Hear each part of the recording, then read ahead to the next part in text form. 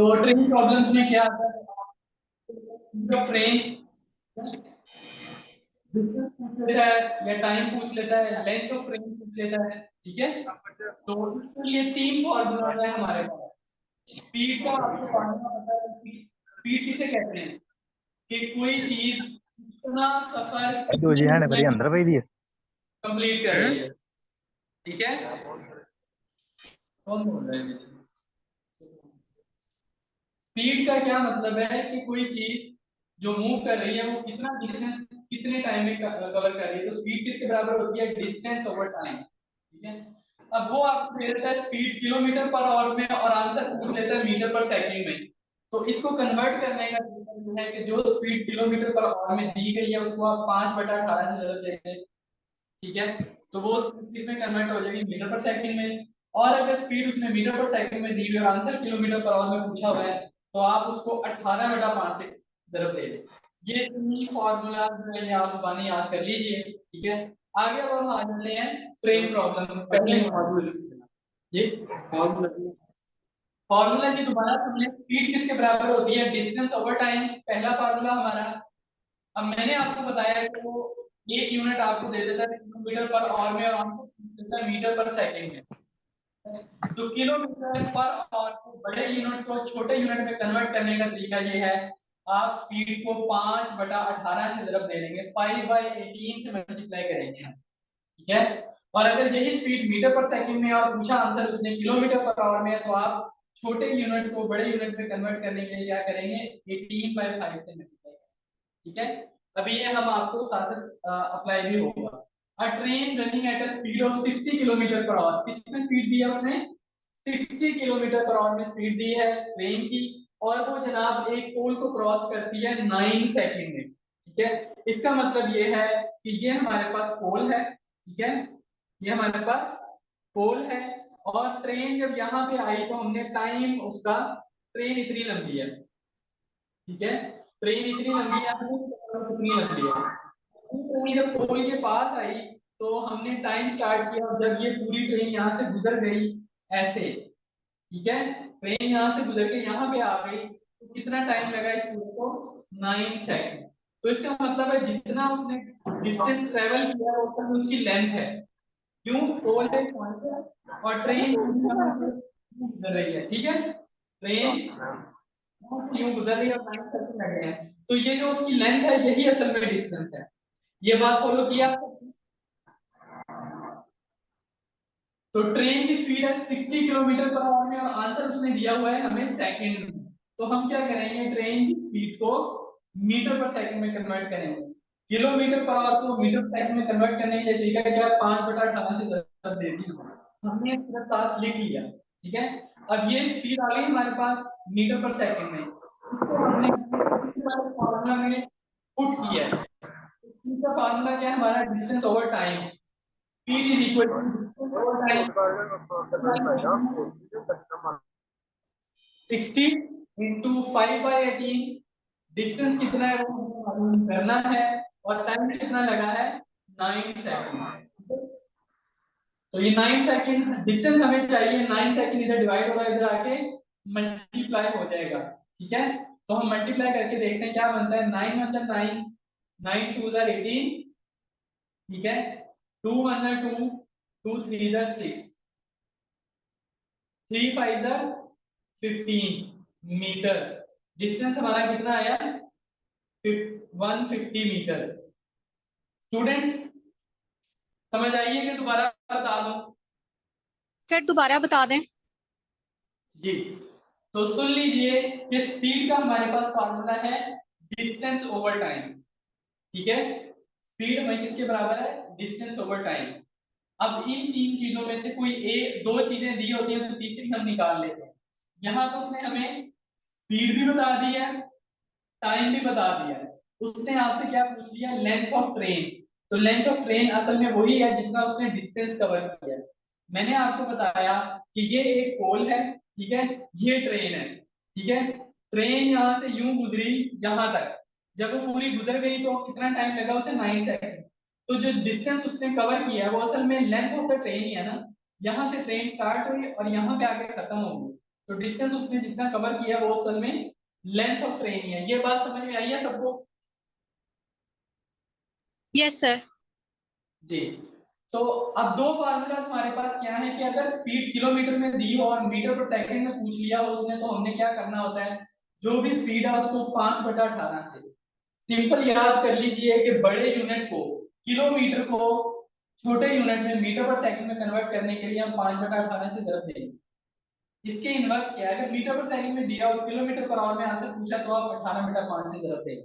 ठीक है, ये तीन फॉर्मूला आपको स्पीड रिलेटेड प्रॉब्लम में काम आएंगे। ठीक है जी। अब यहाँ पे हमारे पास क्या है कि स्पीड है किलोमीटर पर आवर में 60 किलोमीटर पर आवर, और उसने पोल पास करने में टाइम कितना लिया, 9 सेकंड। हमने स्पीड को कन्वर्ट किया मीटर पर सेकंड में। ठीक है, हमने हल नहीं किया, हमने वैसे ही लिख लिया 60 इंटू 5/18। ये हमारे पास स्पीड है मीटर पर सेकंड में, किसमें आ रही है, मीटर पर सेकंड में। और टाइम कितना है, टाइम 9 सेकंड। हम इस फॉर्मूले को उस वक्त तक बराबर नहीं कर सकते जब यहाँ पे किलोमीटर पर आवर और यहाँ पे सेकंड है। तो हमने बराबर करने के लिए 5/18 से पहले जरब दी उसे। ठीक है, ताकि इधर भी सेकंड आए और इधर भी सेकंड आए। ठीक है, टाइम उसने कितना दिया, 9 सेकंड। तो हम इसको पहले मीटर पर सेकंड में कन्वर्ट किया। फॉर्मूला में स्पीड की जगह स्पीड पुट कर दिया हमने। ठीक है, ये देखें ये फार्मूला हमारे पास क्या था, speed is equal to distance over time. Speed की जगह हमने ये स्पीड लिख दी। ठीक है, डिस्टेंस कितना है हमने निकालना है, टाइम कितना लगा, 9 सेकंड लिख दिया। सेकंड इधर आके 9 इधर आके डिवाइड इधर आके मल्टीप्लाई हो गया। कटिंग करने के बाद हमारे पास आंसर क्या आया, 150 मीटर। तो एक ट्रेन जो कि 60 किलोमीटर पर आवर की स्पीड से ट्रैवल कर रही है 9 सेकंड में, वो कितना डिस्टेंस ट्रैवल करेगी, 150 मीटर। क्लियर है जी? Yes sir. चलेगा, नेक्स्ट क्वेश्चन पे आते हैं।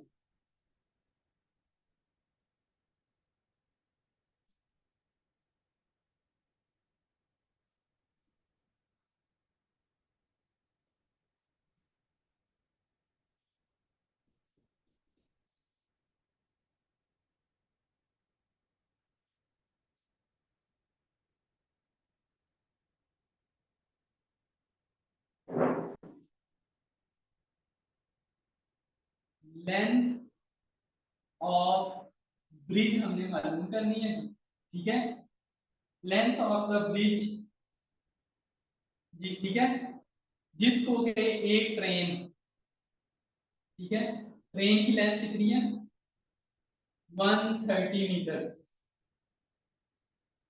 और स्पीड कितनी है ट्रेन की, 45 किलोमीटर पर आवर। ठीक है जी। टाइम कितना ले रही है वो, 30 सेकेंड। अब गौर कीजिए, ये मैं आपके सामने डायग्राम बनाने लगा हूं। ये हमारे पास है जी ट्रेन। ठीक है, यहां से ब्रिज स्टार्ट हो रहा है। ठीक है, हमने ये ब्रिज की लेंथ निकालनी है x। ठीक है, ये ट्रेन जो है ये 130 मीटर लॉन्ग है, और ट्रेन यहां से यहां तक पूरा ब्रिज कवर करती है कितनी देर में, टाइम कितना ले लिया जी इसके लिए, 30 सेकेंड। ठीक है जी। तो टोटल डिस्टेंस वो ट्रेवल कितना कर रही है, लेंथ ऑफ ब्रिज और प्लस अपनी लेंथ। ठीक है, ट्रेन की जितनी भी लेंथ है, देखिए ना, इस पूरे ब्रिज को कवर करने में उसे यहाँ से यहाँ पे आई और यहाँ से यहाँ पे, ठीक है, इधर तक पहुंचने में कितना डिस्टेंस कवर करना होगा, जो उसकी अपनी लेंथ है, क्योंकि पूरी की पूरी ट्रेन गुजरेगी ना ब्रिज से। Starting point of the bridge से लेके and point of the bridge तक ये पूरा 130 मीटर गुजरेगा। तो इसका मतलब क्या है कि bridge of length of the bridge को हम जब इसके अंदर ऐड कर देंगे तो ये टोटल डिस्टेंस है। ये बात आप लोगों को समझ आई है जी? टोटल डिस्टेंस उसने कितना कवर किया, length of bridge, length of train, total उसका डिस्टेंस है। ये बात फॉलो किया आप सबने?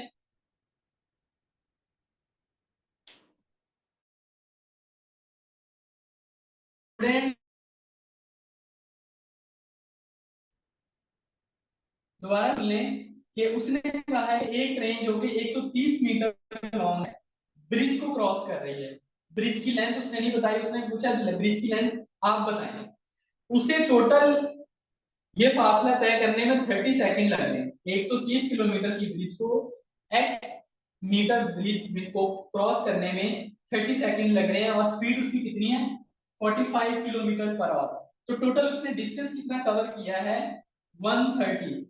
डिस्टेंस टोटल कितना कवर किया उसने, लेंथ उसकी प्लस ब्रिज की लेंथ। ये बात फॉलो की है आपने, 130 प्लस x कैसे आया डिस्टेंस? Yes, sir. चलें, ये अगर समझ आ गई तो समझ लें सवाल हल हो गया हमारा। ये हमने निकालना है जी, स्पीड का फार्मूला क्या है, डिस्टेंस ओवर टाइम। ठीक है, स्पीड को पहले हम किस में कन्वर्ट करेंगे, ये मीटर में दिया हुआ है, ये किलोमीटर में दी हुई है स्पीड, ये सेकंड में है या और में है, तो पहले इसे हम स्पीड को किस में कन्वर्ट करेंगे, मीटर पर सेकंड में। तो 45 इंटू क्या फार्मूला है हमारे पास 5/18, ये हमारे पास स्पीड आ गई मीटर पर सेकंड में। अब इसको हम इस फॉर्मूले में पुट करने लगे, speed is equal to distance over time. Speed कितनी हमारी 45 इंटू 5/18।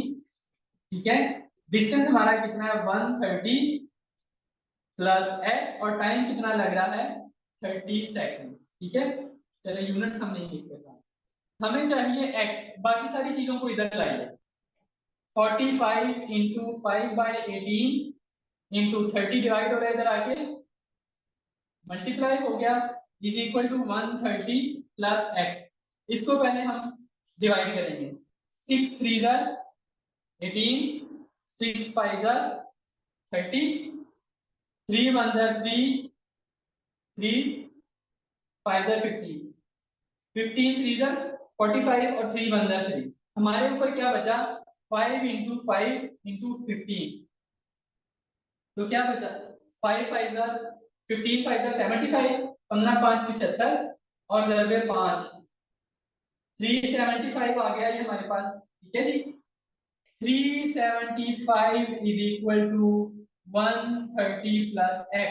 हमें चाहिए x, 130 इधर प्लस हो रहा है इधर आगे माइनस हो जाएगा, 375 minus 130 is equal to x। तो कितना बचेगा हमारे पास 543। लेंथ ऑफ द ब्रिज कितनी है जी 345। इसमें कोई सवाल है तो पूछ लीजिए।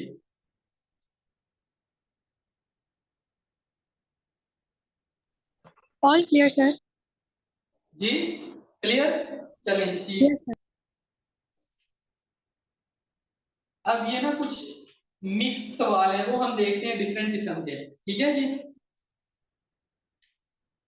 ट्रेन और प्रॉब्लम्स के सवाल आप अब देख लीजिएगा। ठीक है, खाली ट्रेन की लेंथ वाला भी करवा दिया और ट्रेन और ब्रिज की लेंथ हो तो वो भी हमने कर लिया। ठीक है, ये तीन फॉर्मूलाज आपने देख लिए हैं, अब हम आगे जाने लगे, ये मैं रेज करने लगा।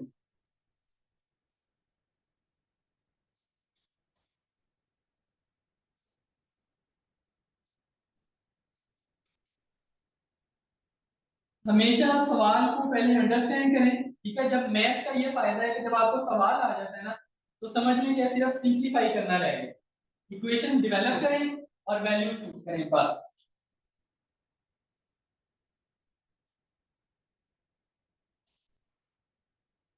ठीक है, MIS मिससेलेनियस क्वेश्चन हम करने लगे, मिक्स्ड है इसमें सारे। ठीक है, जिसमें हमें पूरी इक्वेशन बनानी पड़ती है ना।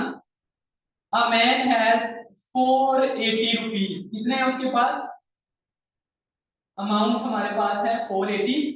और नोट कौन कौन से वाले हैं, 1 रुपए वाला भी है, 5 रुपए वाला भी है और 10 रुपए वाला भी। ये बात समझ में आई है।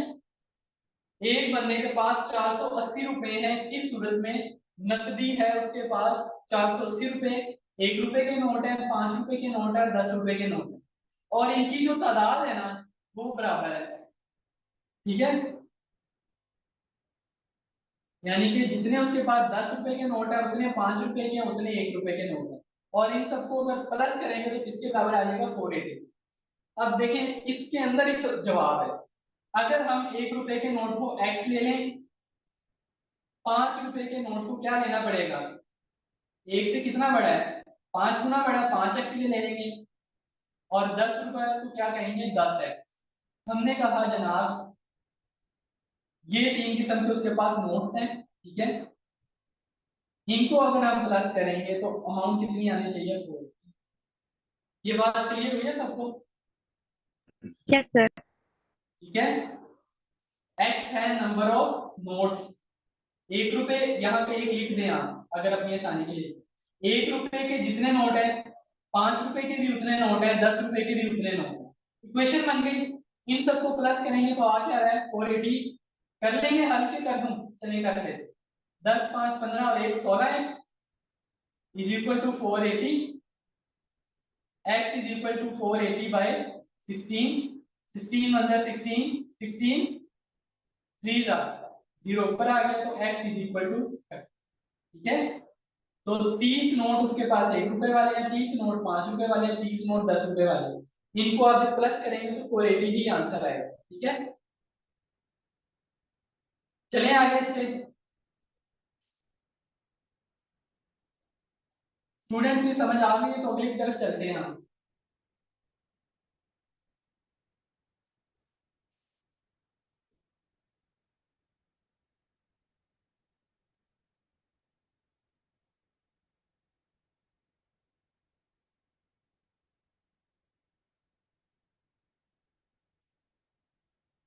द प्राइस ऑफ 2 साड़ीज, ठीक है। साड़ी को आप एक्स ले लें और 4 शर्ट्स, ठीक है। शर्ट को आप वाई ले लें, ठीक है। अब देखिए, अब मैं सवाल पढ़ने लगा हूँ। साड़ी को हमने एक्स कह दिया, शर्ट को हमने वाई कह दिया। उसने कहा है कि 2 साड़ी 2x प्लस और 4 शर्टों की कीमत क्या है? 1600, ठीक है। और यही 1600 तब बनेगा जब आप एक साड़ी और 6 शर्टें हैं, तब भी कितने पैसे लगेंगे आपके? 1600, ठीक है जी।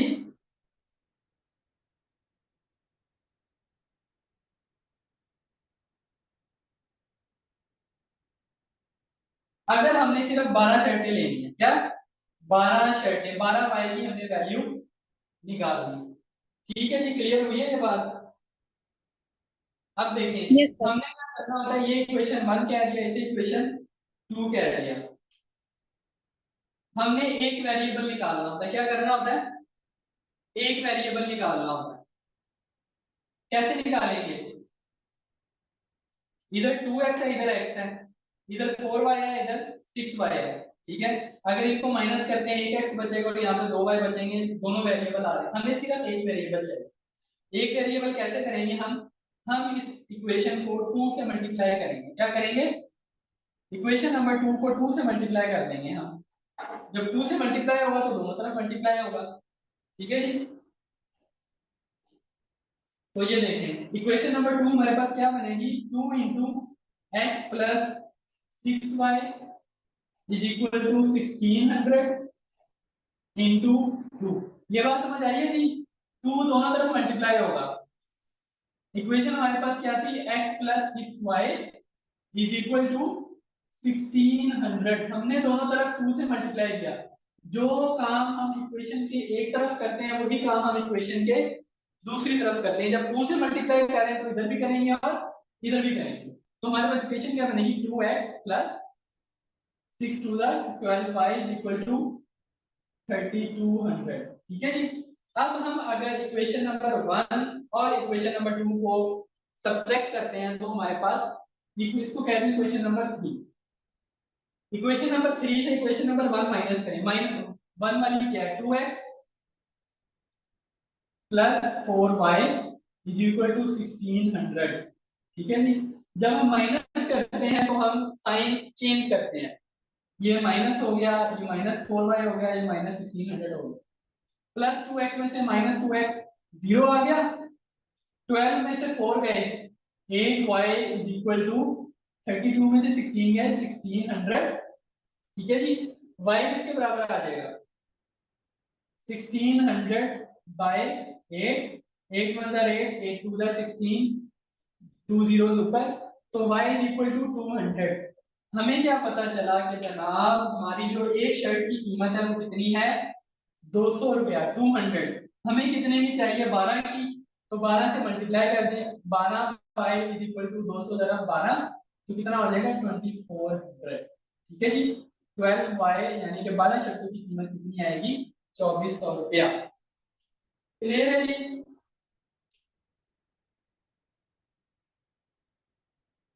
जी स्टूडेंट्स चलें आगे। Yes, sir. अच्छा,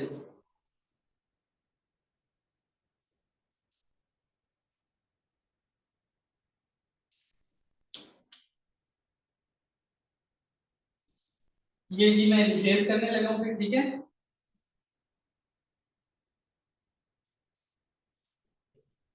देखिए ना, वो कभी कभार ऐसा सवाल भी आ जाता है कि जनाब एक फॉर्म है, उसके अंदर कुछ मुर्गियां हैं, कुछ खरगोश हैं, उनके सरों की तादाद इतनी है और उनकी टांगों की तादाद इतनी है, ये सेम इक्वेशन वही बनती है।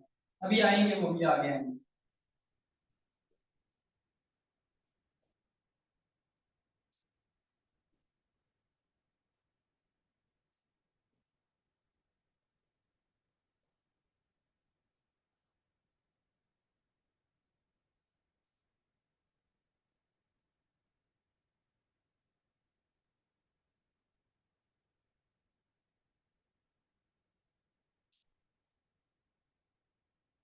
चलिए जी वही वाला सवाल कर लेते हैं। अ मैन हैज हैंड्स, तो एक्स क्या लें, ठीक है, and cows,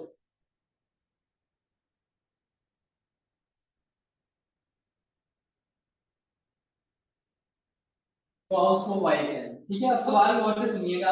a man has some hands and cows if the number of heads be 48, head कितने हैं? 48, और नंबर ऑफ फीट कितने हैं जी? 140। Then the number of hands, hands हमने निकालनी है जो कि एक्स है, ये हमें चाहिए, ठीक है जी। अब आपको पता है कि हैंड्स के 2 फुट होते हैं और एक हेड होता है, ठीक है। तो अगर हम हेड्स का लिखें सिर्फ, ठीक है, तो इसका मतलब है कि x plus y is equal to 48। Number of heads of hands और number of heads of y, एक एक सर ही होता है ना, हैंड का भी एक होता है और काउ का भी एक होता है। ये कितने हैं? 48। लेकिन फीट क्या होते हैं?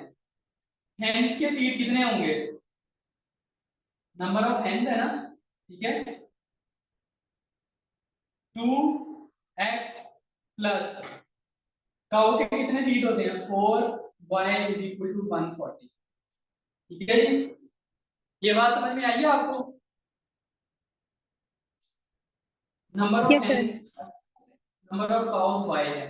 एक हैंड के 2 काउ होते हैं, एक काउ के 4 फीट होते हैं, ठीक है। नंबर ऑफ हेड्स तो आ जाएगा x प्लस वाई करने से, नंबर ऑफ फीट करने के लिए हमें ये इक्वेशन बनानी पड़ेगी, ठीक है। अब 2 इक्वेशन बन गई है, एक को हमें क्या चाहिए, एक वेरिएबल हमने अमिट करना है, तो हम डायरेक्ट क्या कर लेते हैं, y को खत्म करते हैं। y कैसे खत्म होगा? अगर हम इसे 4 से मल्टीप्लाई करेंगे, ठीक है। तो x plus y is equal to 48, इसको आप करें 4 से मल्टीप्लाई। जब इधर 4 से मल्टीप्लाई करेंगे तो इधर भी 4 से मल्टीप्लाई होगा, क्या हो जाएगा? 4x plus 4y is equal to 8 4 32, 3 carry 4 4 16, 192 आ गया, ठीक है। ये हमारे पास इक्वेशन नंबर 3 बनी। 3 में से इसे माइनस करें 2 को, ठीक है, तो क्या होगा? 2x plus 4y is equal to 48। Minus जब करेंगे तो साइंस चेंज हो जाएंगे, ठीक है। Sir, 140 आएगा सेकेंड इक्वेशन में। क्या आएगा जी? 140. 140, सॉरी सॉरी, 140, ठीक है जी। प्लस 4y माइनस 4y से कैंसिल हो गया, 4x में से 2x गया, 2x इज इक्वल टू कितने रह जाएंगे? 2 ऐसे ही आ गया, 9 में से 4 गए 5, तो x 6 के बराबर आ जाएगा 52/2, 2 2 4, 1 कैरी, 2 6 12, तो नंबर ऑफ हैंड्स कितना होगा हमारे पास? 26। क्लियर है जी? काउस की भी निकाल सकते हैं हम, लेकिन उसने सिर्फ हेंस का पूछा।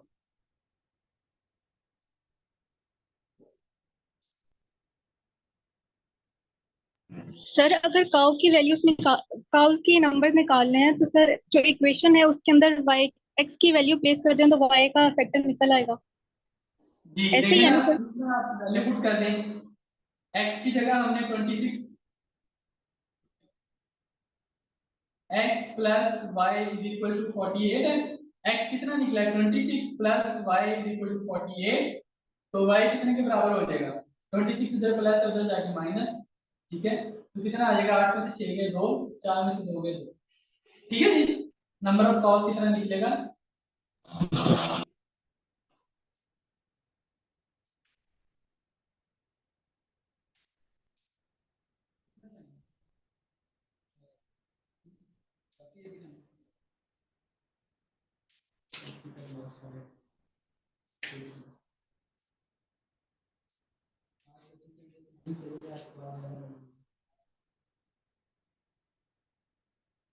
प्रॉफिट और लॉस वाले पे आ जाइए, ठीक है सवाल।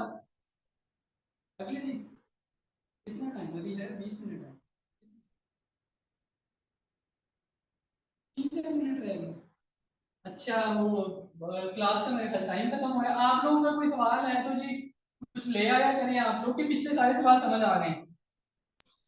सर क्वेश्चन समझ आ रहे हैं लेकिन वो हमने एक कैसे ऐसा किया क्वेश्चन। है? जी एज सर। तो किया, एवरेज किया है, एज प्रॉब्लम किए हैं हमने।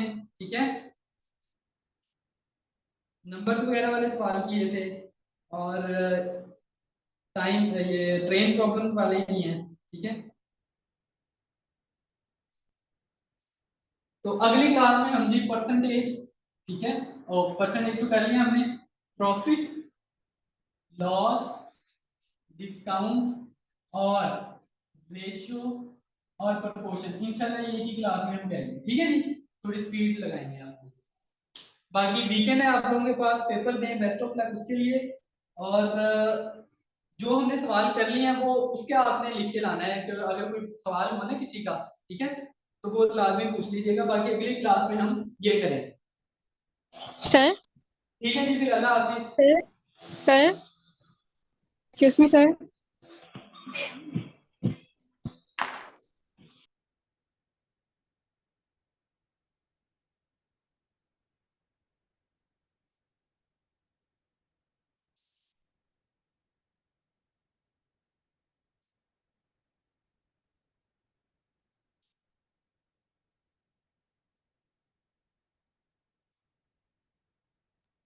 Sir am I Audible?